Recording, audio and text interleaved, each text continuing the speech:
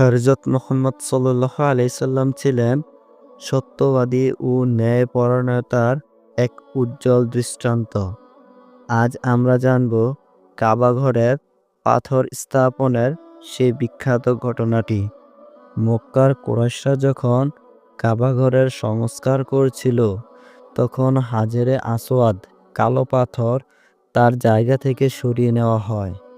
কিন্তু যখন সেটি পুনরায় স্থাপন করার সময় এলো, তখন কুরাইশ গোত্রগুলোর মধ্যে বিতর্ক শুরু হয়ে গেল।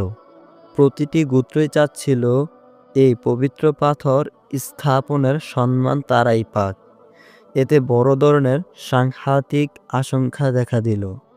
তখন তারা সিদ্ধান্ত নিল, কেউ যদি প্রথমে মসজিদুল হারামে প্রবেশ করে, তাকেই বিচারক বানানো হবে। ঠিক সেই মুহূর্তেই আল্লাহর ইচ্ছায় প্রথম ব্যক্তি হিসেবে প্রবেশ করলেন মুহাম্মদ সাল্লাল্লাহু আলাইহি সাল্লাম। সবাই খুশি হয়ে বলল, এই তো আমাদের আল আমিন, বিশ্বাসী, আমরা তার সিদ্ধান্তে সন্তুষ্ট। নবীজি সাল্লাল্লাহু আলাইহি সাল্লাম বিচারক হিসেবে এমন এক সমাধান দিলেন যা সকলের জন্য ন্যায় সাংঘাতিক ছিল। তিনি একটি বড় চাদর আনিয়ে দিলেন এবং হাজরে আসওয়াদ তাতে রেখে দিলেন। এরপর বললেন, প্রত্যেক গোত্র প্রধান চাদরের এক প্রান্তে ধরবে এবং সবাই মিলে একসঙ্গে পাথরটি উঠাবে।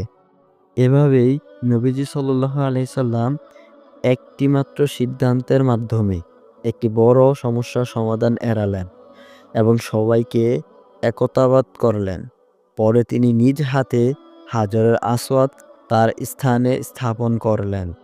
নবীজির এই বুদ্ধিমাত্রা ও ন্যায়পরায়ণতা আমাদের শেখায়, সংকটের সময় কেবল শক্তি নয়, বুদ্ধি ও সততা সত্যিকারের সমাধান নিয়ে আসে।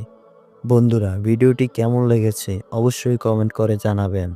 ভিডিওটি ভালো লেগে থাকলে লাইক করুন এবং সাবস্ক্রাইব করে পাশে থাকুন নতুন এরকম আরও ভিডিও পেতে।